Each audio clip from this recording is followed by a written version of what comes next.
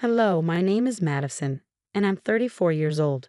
When I was growing up, my biggest dream was to be a journalist or work with magazines. I loved writing and was good at keeping up with trends. So it wasn't surprising that I decided to study journalism and media in college. After I graduated, I worked for several companies, but none of them were the big famous ones. I didn't mind because I was doing what I had always dreamed of. Eventually, I got a job at a pretty big company and felt like I had finally made it. A few years after I graduated college, when I was about 28, I met my husband, Scott. Scott's family was pretty wealthy and had their own business. I'm mentioning this because his mother, Tricia, always disliked me and insulted me. She thought I wasn't good enough for him and that I shouldn't have married him. Scott and I dated for about 3 years before we decided to get married. As I mentioned, Scott's mom, Tricia, didn't like me. She always put me down and made fun of me for working at a magazine and having a journalism degree. At first, her behavior really hurt me because no one should be treated like that. But for some reason, Tricia thought it was okay to treat me that way. Scott always defended me against his mother. His dad, Fred, also stood up for me whenever he heard Tricia's remarks. I was thankful for both of them. As time went on, I started to get used to Tricia's insults. Scott even suggested that we limit contact with her. But I didn't agree. Scott worked with his dad, and if he stopped talking to his mom, it could make things awkward for Fred. Fred was a wonderful person, and I didn't want to put him in a tough spot. I also didn't want Scott to cut off his family because of me. I learned to deal with it mostly because we only saw Tricia twice a month at most. But things changed when Fred had to go overseas for a business project. Tricia didn't want to be alone, so Scott and I agreed to let her stay with us until Fred returned. I had a bad feeling about it, but I believed that family should always come first. Living with Tricia was really tough. She constantly nitpicked and criticized everything I did, and the insults never seemed to stop. But I could handle all of that as long as she didn't actually harm me. However, everything changed during one week that turned out to be really difficult. I had a major presentation coming up at work. We were redesigning a section of our magazine, and I was responsible for making it great. This presentation was crucial because it would determine if I got a promotion, but Tricia didn't understand why it was so important. I don't think knowing would have changed her opinion of me anyway. Since Tricia was staying with us, she saw how stressed I was about it. The night before my big presentation, I was talking to Scott about how nervous I felt when she overheard us. She walked into the living room and decided to share her thoughts. "This is a big deal. All the top bosses will be watching me. I can't imagine how scary this must be for you. I'm glad you had it easier with your business, but this is such a different game. I'm so scared of messing everything up." "Don't say that. You'll do great." I wish I could believe that. I just feel so unsure of everything. What if I mess up the presentation? I couldn't help but overhear you both talking. "Mom, we're having a private conversation." "Well, Madison, I just wanted to say that you have nothing to worry about. You probably don't have the skills for this, so you'll probably do badly tomorrow." "Excuse me?" "Just treat it as a chance to quit your job and be a housewife. Then maybe you'll be good enough for my son. I can't believe he married a journalist." "Mom, you're crossing a line. Leave." "You know what? I don't have time for your nonsense, Tricia. I have bigger things to worry about than your opinion of me and my relationship with your son." "How dare you talk to me like that?" "So it's fine for you to talk to me that way, but not the other way around."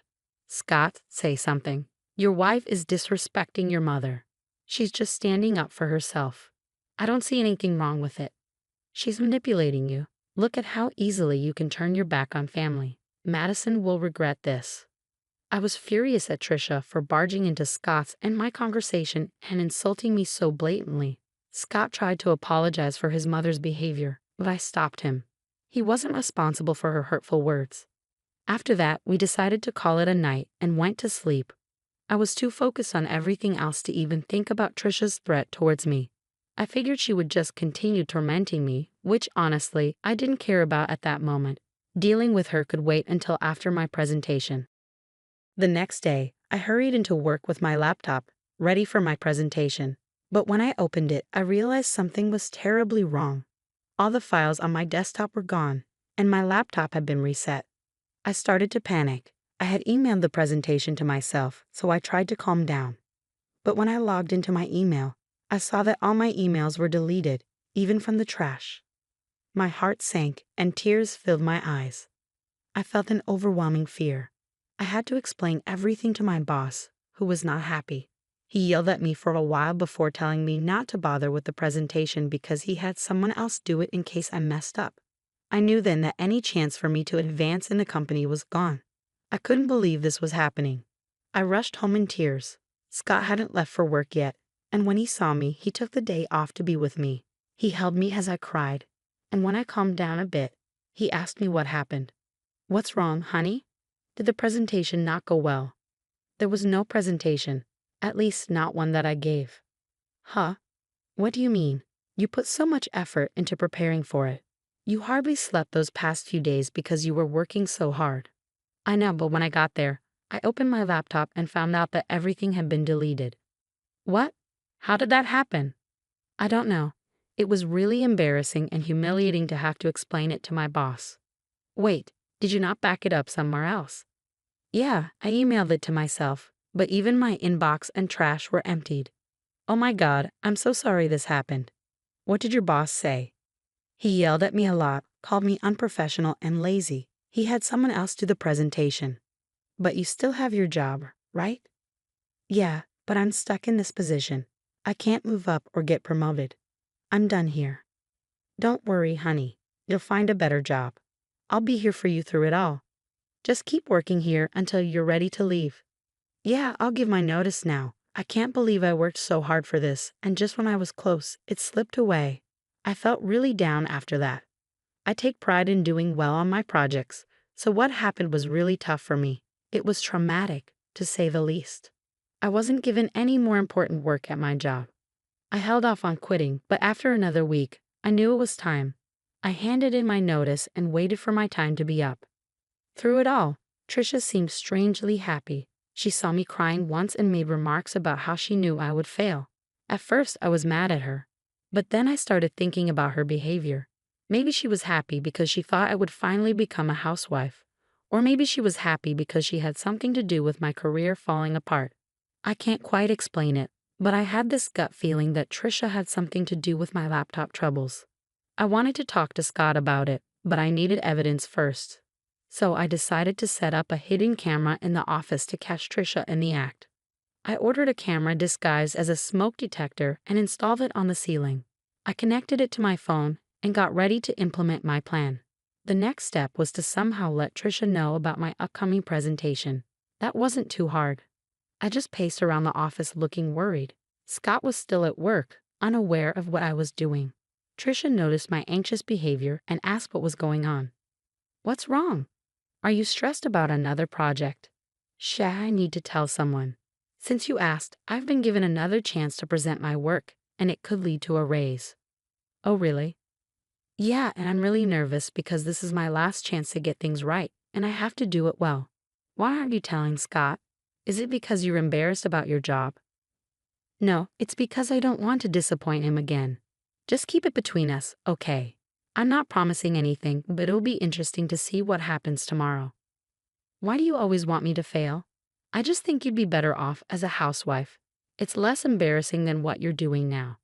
"I don't have time for this, and I don't care what you think. Please leave me alone so I can practice my presentation before Scott gets home." Trisha left, but not before giving my laptop a look and smirking at me. I had a feeling something was up. I stayed in the office a little longer, only leaving when Scott came home. Trisha didn't mention my presentation, but she kept smirking at me during dinner. After we went to bed, I checked the footage from the hidden camera on my phone, keeping an eye out for any movement. Scott and I watched a few episodes of our favorite TV series as usual. There wasn't any action until midnight when Trisha entered the office. I quickly showed Scott what was happening on my phone. He seemed puzzled at first, but then he saw Trisha messing with my laptop until it shut off and restarted. Scott looked at me shocked. I explained what I had done, and he was furious with Trisha. Trisha was still in the office, snooping through my files. Scott got up and stormed into the office. He flung the door open, and Trisha looked startled when she saw him. Scott tried to stay calm and asked her what she was doing. "What are you doing in here, Mom?" "Oh, nothing." "Really? Then why is Madison's laptop still open?" Are you accusing me of going through her stuff? I think you did more than that, Mom. Firstly, I came in here because I thought this room needed tidying up. And secondly, you know your wife isn't forgetful. She wouldn't leave her laptop open. You wanted to clean the office at midnight, and don't talk about Madison like that. Don't talk to me like that. I'm still your mother. Yeah, my mother who loves to hurt and sabotage my wife. What are you saying? We caught you on camera resetting Madison's laptop. You were spying on me? No, we just wanted to make sure that what happened to Madison wouldn't happen again. That's disgusting. How could you film me without my consent? I didn't put cameras in your room. I put one in my office, and you went in there without my permission. And even if it was wrong, it's nothing compared to what you did to Madison. I want you out of our house tomorrow. But I'll be all alone, Trisha protested. I don't care. I don't want to talk to you. The next morning, Trisha tried to delay things by helping with breakfast and washing dishes, but Scott wasn't having it. As soon as she finished, Scott came down with her bags and told her he'd packed for her and ordered her an Uber. Trisha pleaded with him to let her stay, even crying, which was unusual for her as she usually made others cry. Scott ignored her and went to our room. Trisha turned to me and started yelling, blaming me for setting her up. I told her if anyone should be yelling, it's me. She's lucky I haven't shared the footage with her friends and family. If they knew what she did to me, she'd lose them all. That shut her up pretty quickly. After Trisha left, I felt a weight lifted off my shoulders. Though I was still upset about my job situation, I knew I could bounce back and do even better. Scott was my biggest support throughout everything. Once my notice period ended, I took some time off to rest and figure out my next steps. Over the next few months, I took courses in different areas of my field. I knew if I focused on a specific niche and found the right job, I could achieve a lot more. I didn't want to expose Trisha, but after years of her putting me down, I wanted to show her what I was capable of. I wanted to reach heights even she hadn't seen. With Scott's help, I got recommendations in various places. Being wealthy also meant having many connections, which was a huge advantage. With my experience and Scott's support, I landed the role of chief editor at a major magazine known worldwide. The work was tough, but it was worth it. Somewhere along the journey to becoming chief editor, I forgot about my desire to show Trisha what I was capable of. In fact, we hadn't had any contact with her during those months. I knew Scott still spoke with his father because they worked together, but Scott hadn't heard much from or about his mother. His father, Fred, said she was upset with us about something but wouldn't say what. At least Trisha took my warning seriously, but I knew I'd have to see her eventually, and it turned out my company was throwing a huge party with lots of big names invited, including Trisha and Fred. Scott and I dressed our best because, for the first time, we were both important figures. When we arrived, Trisha and Fred spotted us and waved us over. We greeted them, and Trisha gave me a once-over before smirking. "Look at you trying to fit in," she sneered. "Trisha, ignore her, Madison. You look lovely, as always," Fred said kindly. "Thanks, Fred. How have you been?" "Yeah, how's unemployment treating you?" Trisha interjected. "Wait, you're unemployed?" Fred asked, surprised. "Oh yeah, she messed up at her job, and they let her go. I've always said she's not good enough for our son." "Look at her, she can't even keep a job," Trisha mocked. "That's enough, Mom," Scott said sternly. "Stop siding with her. It's bad enough having to see her everywhere. We wouldn't have to if you just left her like I said," Trisha insisted. "Okay, that's enough. Either you stop talking or I'm leaving," Scott warned. "But Madison, sweetie, if you need a job, let me know. It would be great to work with you," Fred offered sincerely.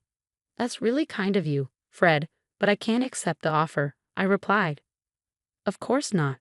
I told you she's lazy and incompetent," Trisha muttered. Just then, my name was called, and people started cheering. I looked towards the small stage, and the CEO was there, waving and motioning for me to come up. I turned to Fred and Trisha, excusing myself. Fred looked amused, but Trisha seemed confused and angry. The CEO gave a speech, praising my work in the company and my ability to innovate and bring new ideas to the magazine. The audience cheered loudly, asking for a speech. I thanked Scott for his support and all my colleagues who helped make the magazine what it is. I ended by thanking the one person who doubted me because their negativity pushed me to be better. As I walked off the stage, Everyone stopped me to congratulate me and ask about the unnamed critic, but I kept that to myself. I made my way over to the table where Fred, Trisha, and Scott were seated. Scott hugged me tightly, congratulating me, and Fred stood up to hug me too. Trisha glared at me. "Oh, Madison, this is amazing. I can see why you wouldn't want to work with us," Fred said. "Thanks, Fred. Although I'll admit, if you'd offered me the job about 6 months ago, I might have taken it." "You should have. At least then you'd be paid more," Trisha snorted. "Paid more? I could never put a price on this," Fred replied. "Right, she's not worth all that money," Trisha scoffed. "No, I mean I couldn't match what she's earning right now." "What do you mean?" Trisha asked, confused. "Do you want me to tell her, Madison? It might come off as boasting if I say it," Fred offered. "Madison makes at least 5 times more than I do in her current position," Fred revealed. "Here? How? Oh yeah, she must be making way more than Scott or I could ever imagine," Trisha exclaimed. "That can't be right. You must be mistaken," Trisha insisted. "He's not mistaken, Mom. I really did mean it when I thanked you. You've been nothing but a bully to me, and I hope seeing me more successful than anyone in your family stings. Anyway, I have other people to talk to. Excuse us, Trisha. Fred, feel free to join us anytime." "Goodbye," I said as Scott and I left a stunned Trisha at the table.